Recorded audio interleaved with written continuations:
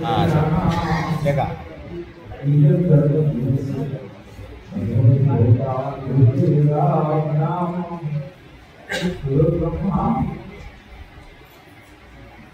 गुरुर्विष्णु गुरुदेवो महेश्वरः गुरु साक्षात् परब्रह्म तस्मै श्री गुरवे नमः। स्मरणीय प्रवासी काही अभिप्राय ज्ञानेश्वर चक्रांती महाराजांचं 2 वर्ष धर्मासन झालं. त्या दुसऱ्या वर्षाच्या पुण्यतिथीनिमित्त या पवित्र काशी क्षेत्रात त्यांचे सर्व अवधूत आणि सर्व मंडळी भक्तलोक तिथे आले आणि विशेष दर्शन वगैरे केले आणि कालच वार्षिक श्राद्ध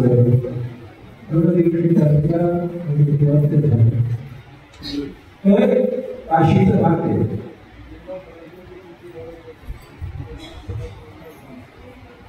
एखाद्या सत्पुरुषाचं पुण्यस्मरण निमित्त कार्यक्रम जिथे होत सर्व वातावरण पवित्र. आज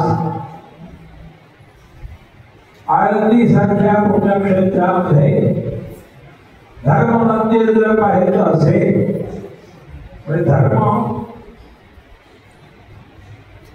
जागृत रूपात कुठे आहे तो विस्तार तर एकमात्र चक्रांकित महाराजांचं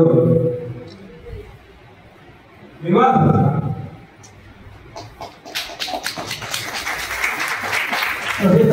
भागवती रामचंद्र ढोकळेजी महाराज त्या साखर विद्यालयाचे छात्र होते.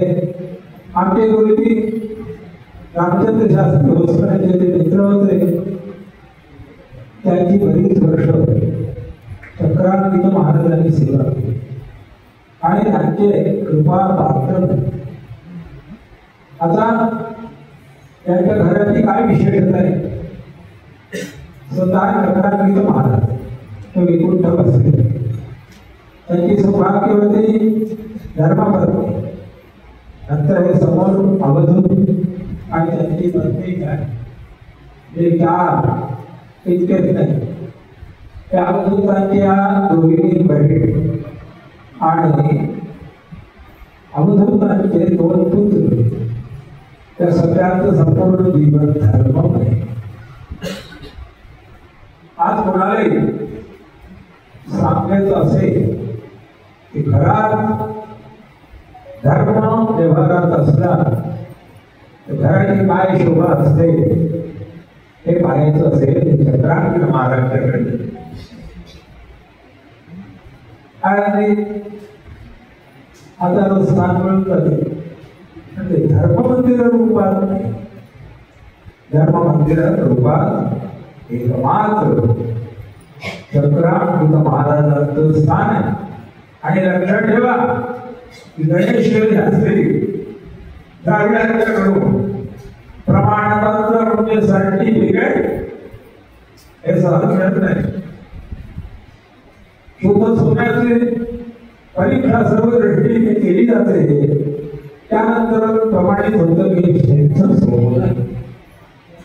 त्याप्रमाणे चक्रांकित महाराजांचं स्थान आहे.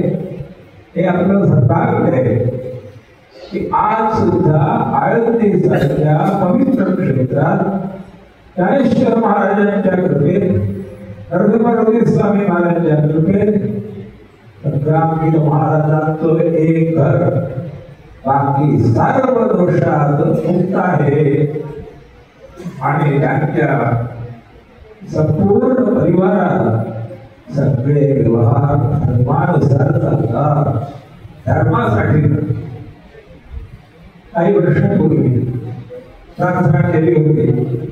चक्रांकित महाराज येथे साखर विद्यालयाच्या गणेशोत्सवात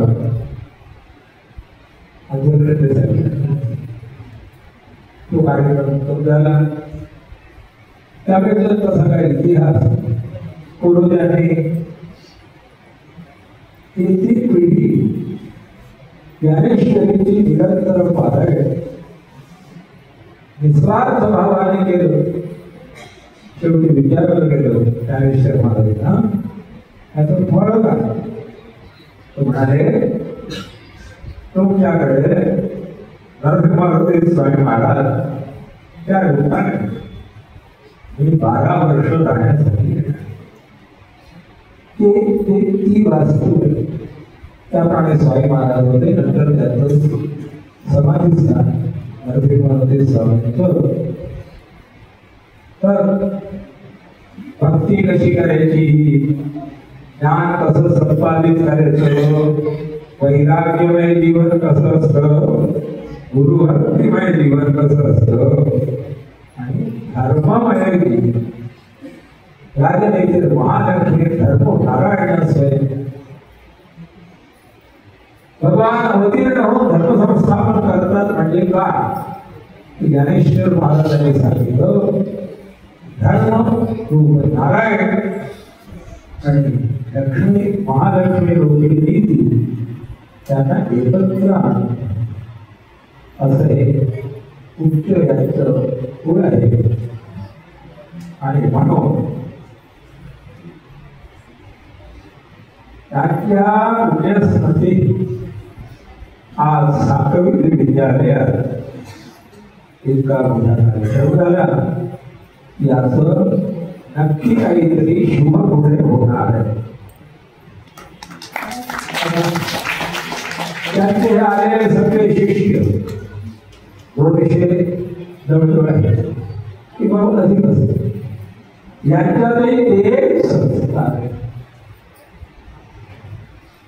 आचार्य वेदमधीत्य एक छात्रवृत्ती उपनिषद शेवटचा प्रश्न त्यातील पुत्रां शिष्यांश धार्मिकान विदधात.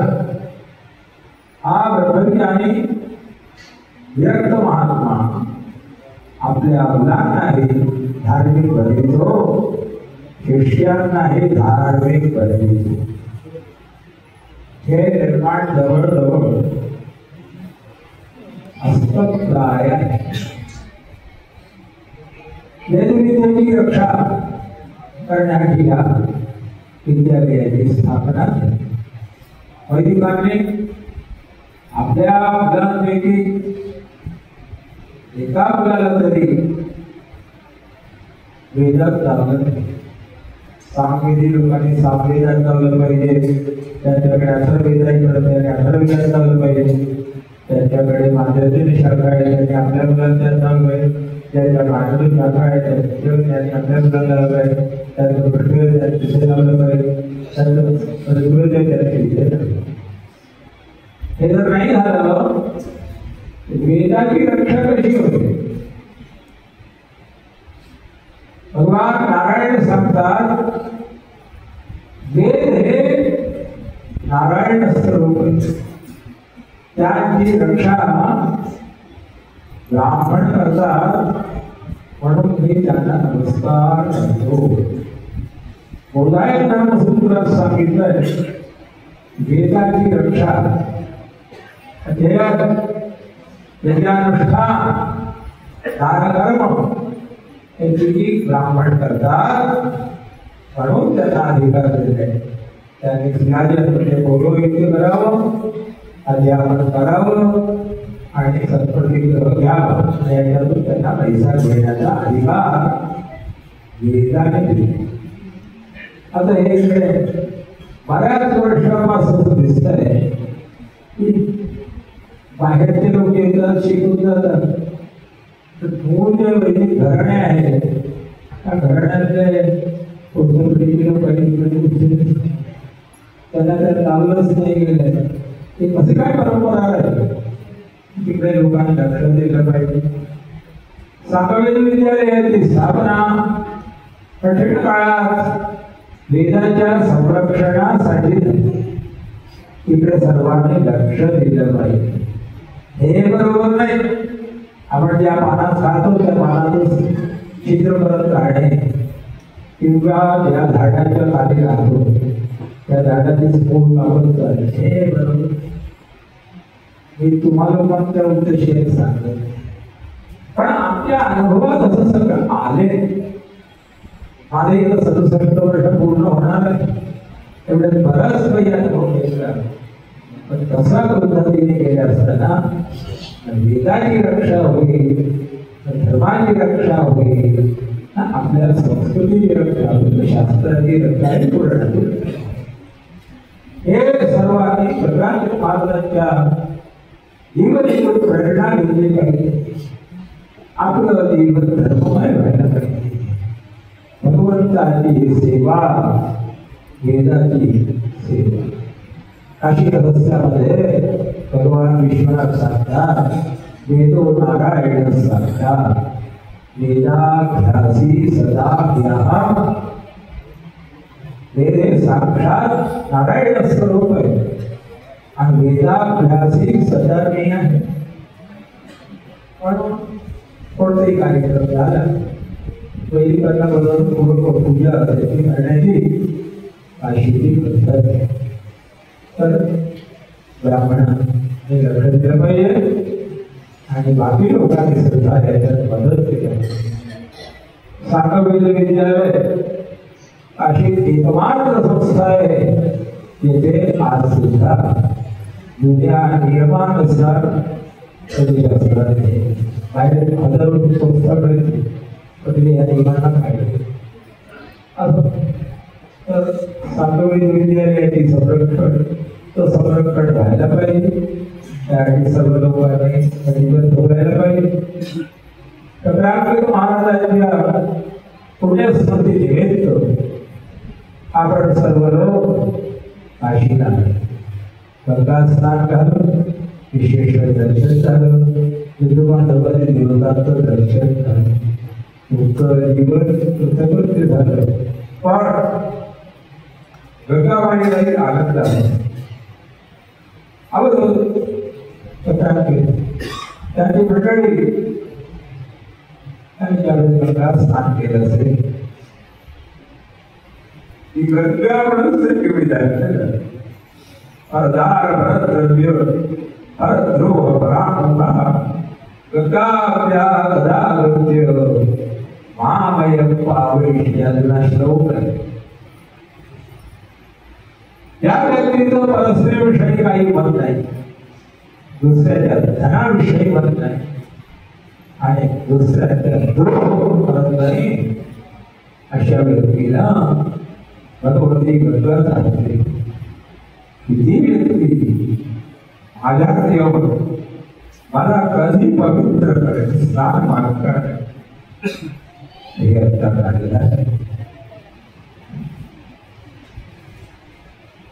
आळंदी करेल पण त्यात काही ना काही दोषाचं संकल्प एकमात्र घडणं आज सुद्धा आहे तर कार्तिक वाढत गेल्यानंतर तुम्हाला ते गेल्या असताना 100% म्हणजे पूर्णपणे धर्म तिथे कसा आहे दिसेल तर अवधूत आणि अवधूतांचे सर्व सहयोगी यांनी कृपा केली यावर्षी चक्राकृत महाराजांचं पुण्यस्मरण पुण्यतिथी अशी असेल